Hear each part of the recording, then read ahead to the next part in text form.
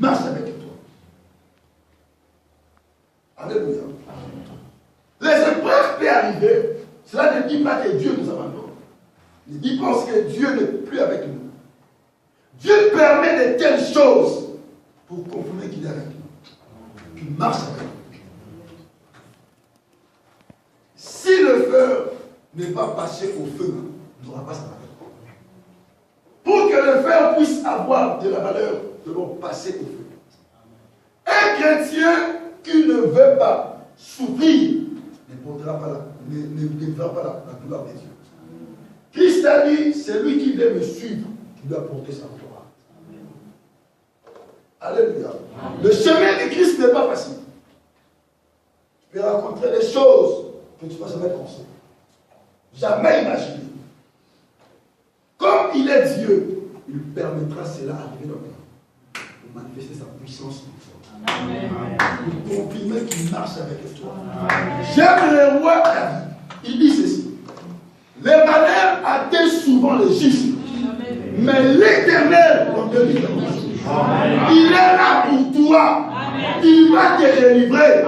Il va te secourir. Au nom de Jésus. Toi qui passes un moment difficile, Dieu ne me tient bon.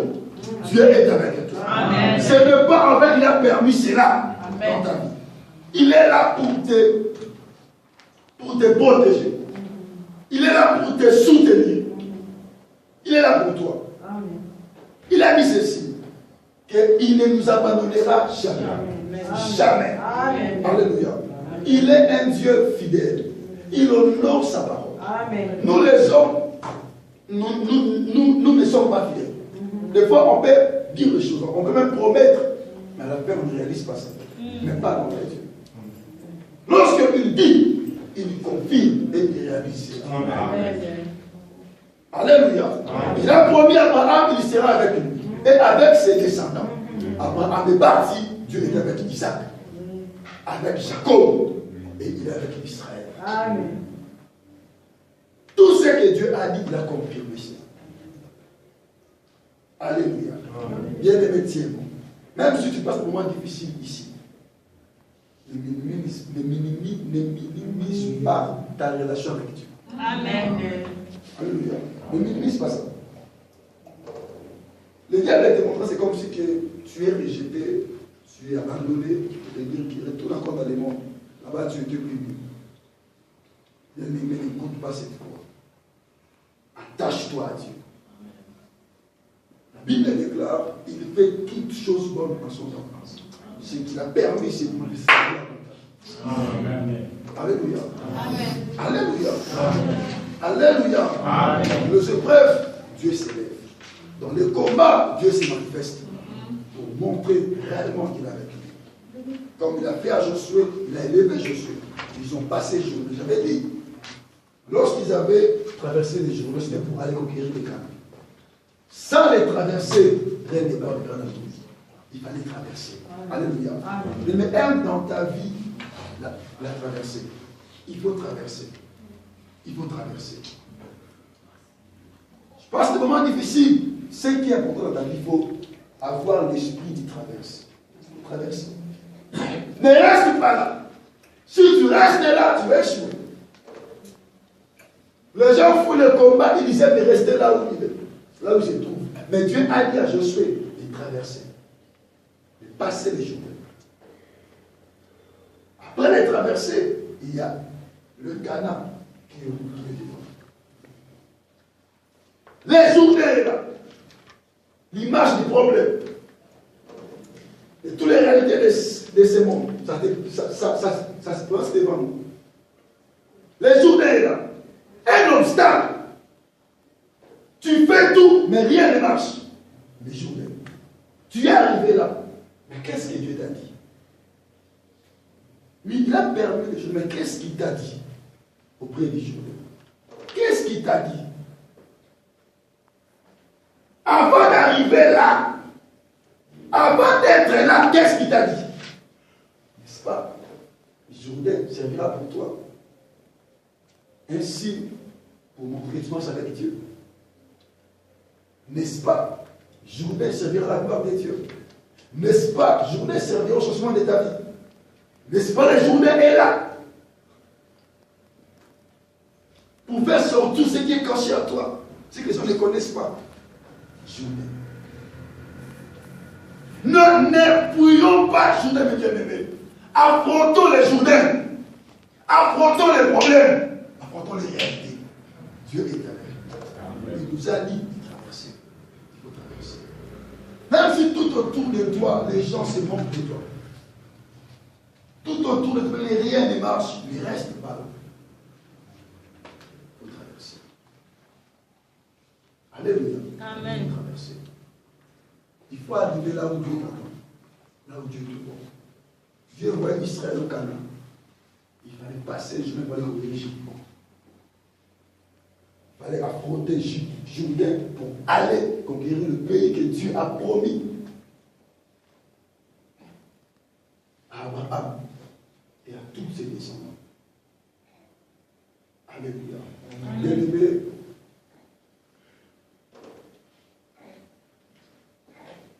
vivons en tant que des enfants de Dieu. Il ne faut pas rêver dans la vie. Alléluia. Il ne faut pas rêver. Les gens qui rêvent ne savent pas ce qu'ils doivent faire. Vis ta vie, mais ne rêve pas ta vie. Si tu rêves ta vie, tu vas rester. Mais si tu vis ta vie, tu vas affronter. Je recommence encore. Vivons notre vie. Ne la rêvons pas. Si nous rêvons notre vie, on ne va pas affronter les choses. On va rester ses mal. À rêver. Je serai grand. J'arriverai. Je ferai ceci. Je ferai cela. Alléluia. C'est ça le rêve. Mais il faut vivre cela maintenant. Il faut affronter les stades de la vie. Il faut affronter. Il faut affronter. Il faut affronter. Josué était un homme père. Il était peur. Si Dieu n'était pas venu la fortifier, il n'allait pas conquérir les Canaan. Lorsque Moïse est mort, Dieu a pris soin de venir l'encourager. Pour lui dire, prends force, prends courage, je suis avec toi. Lui ne se tiendra devant toi tant que tu vivras. Amen. Alléluia. Amen. Alléluia. Amen. Bien-aimé, lève-toi, affronte ta vie. Ne reste pas assis. Ne reste pas solitaire. Qui va m'aider? Qui viendra mon secours? Bien-aimé, tu as Dieu. Ah, tu as Dieu. Amen. Dieu est à ton côté. Lève-toi, marche avec Dieu. Apprends les séquences de la vie avec Dieu. Il est là pour toi. Amen. Amen. Acclamons l'Éternel.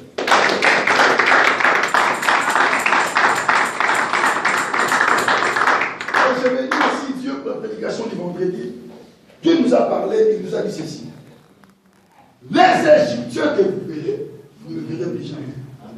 Pour dire que Dieu marche avec toi. Amen. Dieu est là pour t'aider, pour te secourir. Amen. Même si le combat se lève, Dieu te dit que, bien-aimé, avec les temps, tu ne verras plus ces combats. Amen. Tu ne verras plus ces combats. Amen. Tu ne verras plus ces réalités. Amen. Alléluia. Amen. Ça c'est maintenant une histoire pour toi.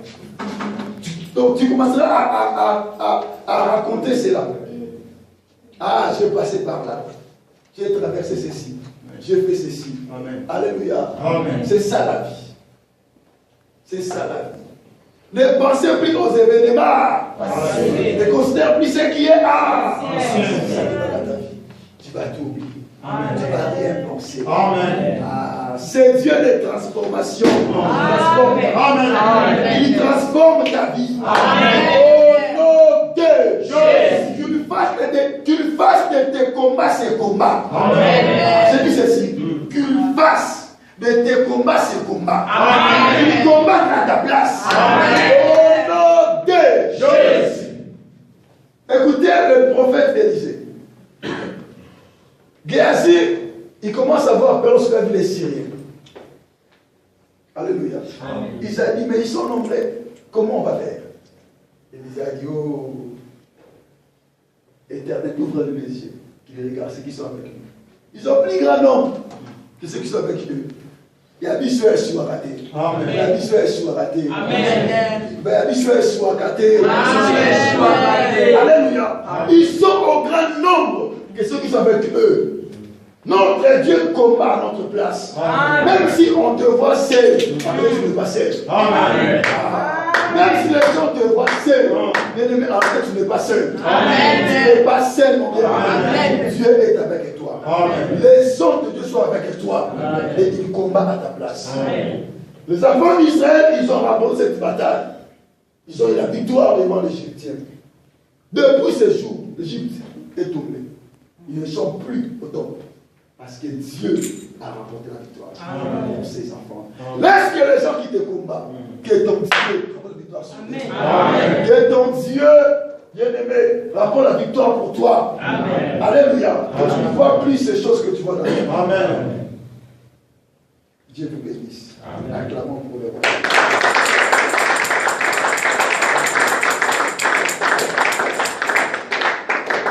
Ceci est ta parole. Amen. Ne pense plus aux événements passés. Amen. Toi, tu pleures beaucoup sur ce qui est passé. Commence à pleurer. Alléluia. Ne regarde pas ça. Dieu est avec toi. Il y a des bonnes choses qui t'attendent. Faut regarder devant. Faut regarder devant. Faut regarder devant. Faut regarder devant. Oh, j'ai dépensé, oui, c'est déjà passé. C'est passé. Oh, j'ai essayé. J'ai tenté, j'ai fait, c'est dit. Si tu restes là, tu ne vas pas y aller. Il faut affronter. Dis, je vais affronter. Je vais affronter. Ah, je vais affronter. Je vais affronter. Dieu vous bénisse. Amen. Bien-aimés, s'il vous plaît, levons-nous pour ouvrir la porte du Seigneur. 2 Rois chapitre 5, le verset 1er. 2 Rois chapitre 5, 1er verset.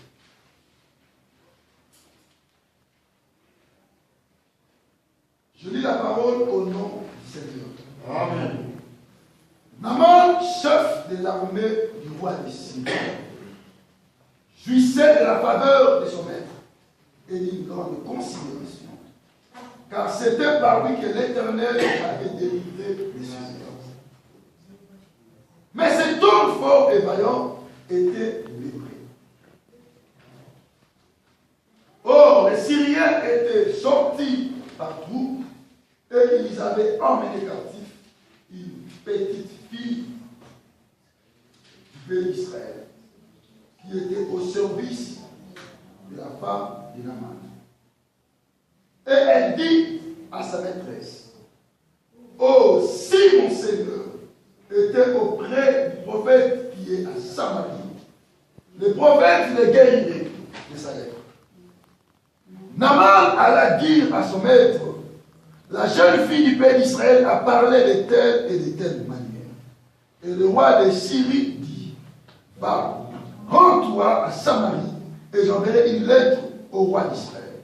Il partit prenant avec lui 10 talents d'argent, 6 000 cycles d'or et 10 vêtements de ressources. Il porta au roi d'Israël la lettre où il était dit, maintenant, quand cette lettre te sera parvenue, tu sauras que je t'envoie Naaman, mon serviteur, afin que tu le guérisses de sa lèpre. Après avoir lu la lettre, le roi d'Israël déchira ses vêtements et dit, suis-je un Dieu pour faire mourir et pour faire vivre, qu'il s'adresse à moi afin que je guérisse un homme de sa lèpre. Sachez donc et comprenez qu'il cherche une occasion de dispute avec moi.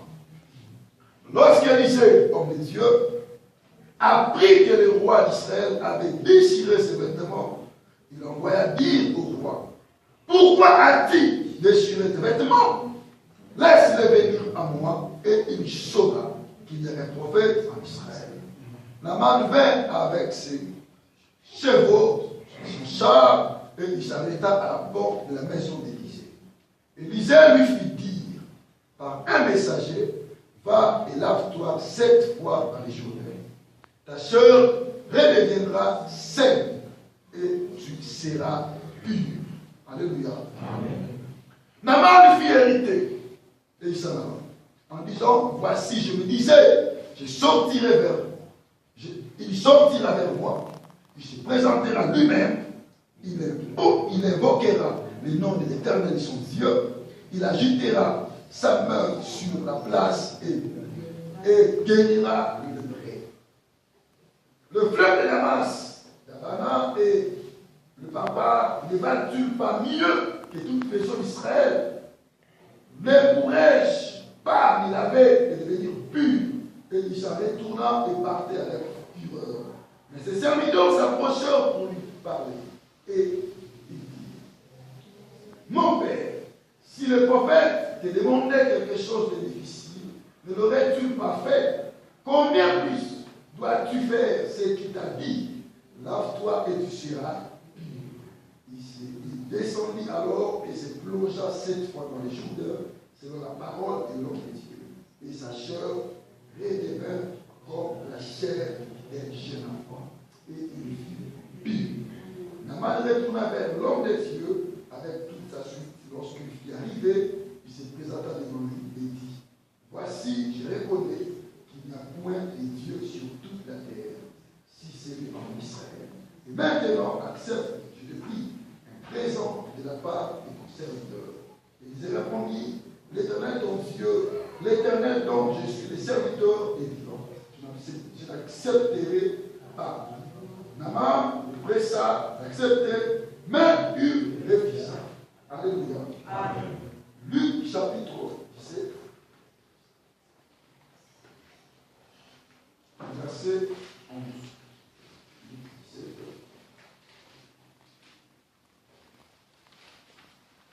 Luc chapitre 17, le 11e verset. Jésus se renda à Jérusalem, passé entre la Samarie et la Galilée. Comme il entrait dans le village, 10 lépreux vinrent à sa rencontre. Se tenant à distance, ils élevèrent la voix et dirent, Jésus, maître et pitié de nous. Dès qu'il les eut vus, il leur dit, allez vous montrer au sacrificateur. Et pendant qu'ils y allaient, il arriva qu'ils furent guéris. L'un d'eux, se voyant guéri, revint sur ses pas, glorifia Dieu à haute voix. Il tomba sur sa face aux pieds de Jésus et lui rendit grâce. C'était un Samaritain. Jésus prenant la parole dit, les 10 n'ont-ils pas été guéris? Et les 9 autres, où sont-ils? Ne sais-tu trouver que cet étranger pour revenir et donner gloire à Dieu? Oui, il lui dit, lève-toi, va, ta foi t'a sauvé. Amen. Amen. Dieu.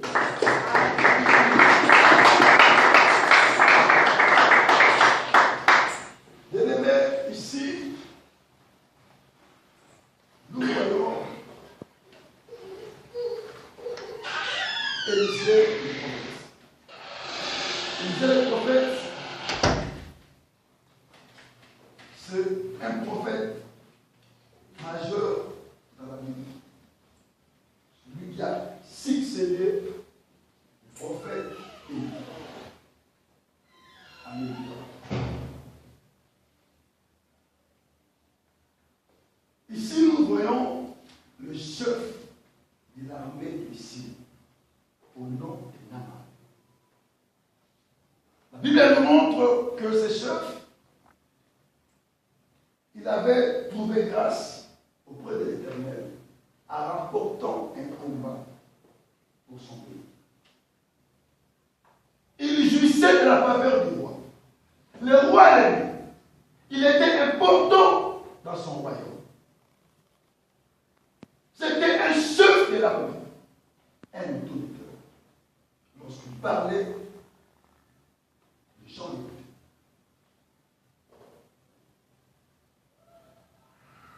Et le roi l'aimait. Un homme important dans le pays, un homme considérable. Mais ce grand homme important, ce grand homme considérable, avait un problème. Le problème est qu'il était malade. Avec beaucoup d'éloges, beaucoup d'honneur, mais quelque chose l'a démanqué. Quelque chose manquait dans sa vie.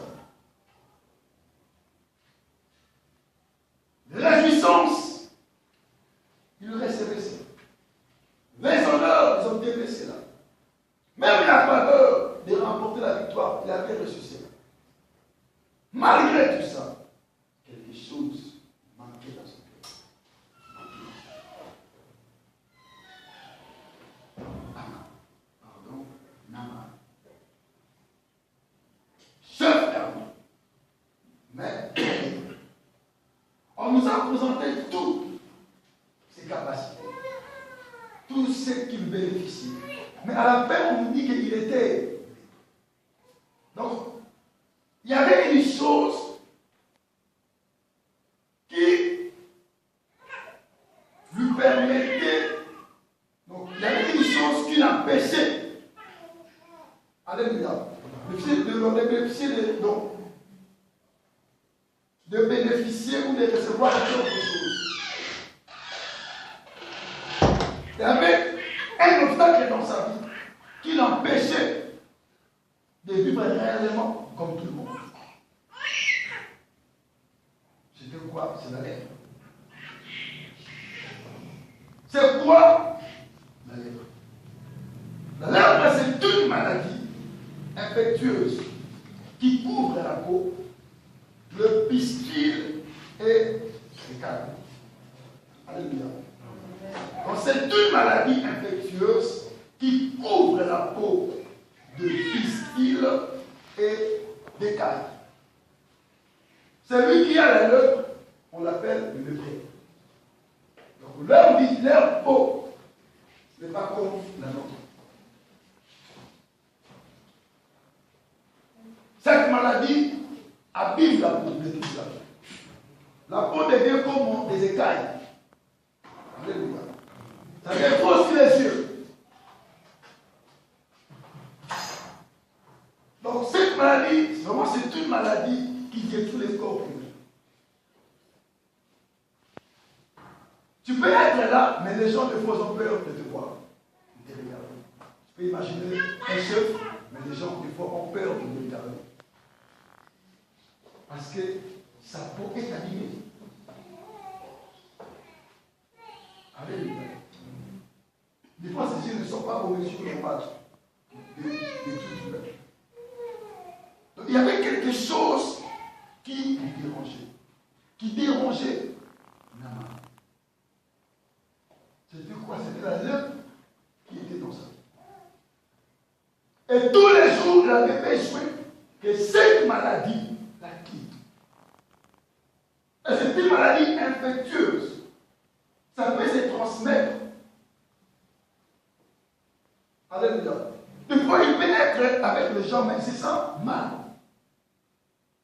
Alléluia. Donc, pour dire que cette maladie peut aussi se transmettre chez les autres.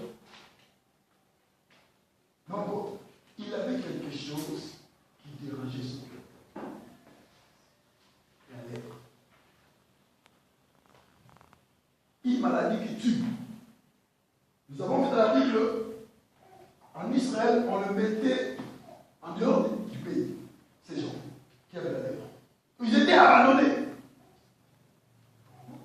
Vous pouvez imaginer une telle personne avec beaucoup d'honneur, mais il s'est retrouvé blessé. Donc il s'est retrouvé avec cette maladie. Les gens étaient négligés, abandonnés. On les mettait en quarantaine, loin de la vie. Même l'histoire des 4 lépreux, ils étaient en dehors de la vie. Imaginez-vous, en étant dehors de la vie, et dans la vie, il y avait aussi la famille. Il n'y avait rien à manger. Et il s'est retrouvé dans de telles conditions.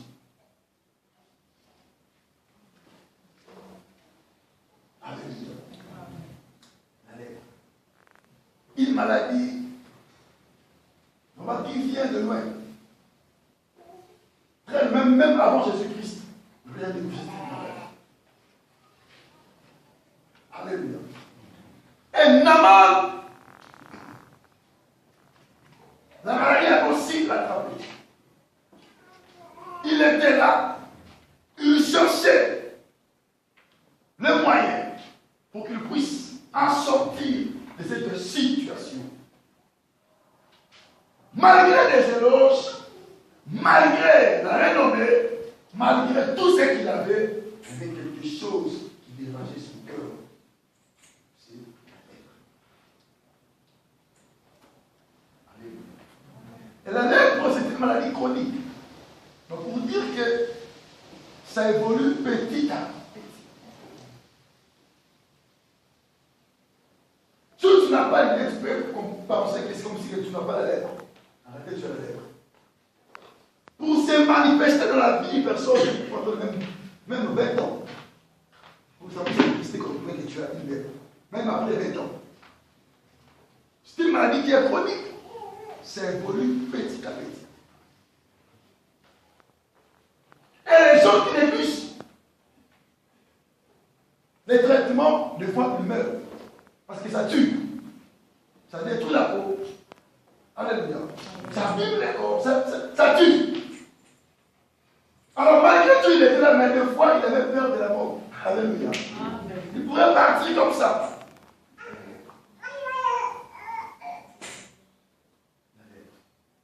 Un grand homme comme Aman, dont Dieu l'a fait grâce. Par lui, Dieu a délivré son pays. Cet homme, par lui, un homme levé, par lui, l'Éternel Dieu a délivré son pays. Alléluia. Mais cet homme que Dieu a passé par lui, était bien aimé. J'aimerais que ce matin, que nous puissions enlever tout le peuple qui est là. Qu'on puisse avoir ces soucis, que cela se disparaisse à nous. Aman avait ce souci que la leurre quitte ça. Il avait les niveaux. Il était tellement important dans le pays. Il avait un problème. C'était la vie. C'était la vie. La servante de sa femme, elle dit à sa maîtresse, si mon Seigneur est de la nôtre, les prophètes allaient le tuer. Et lorsque Naaman a reçu cette information, il était transmis la nouvelle à son maître. Le roi de la Syrie a envoyé la lettre au roi d'Israël.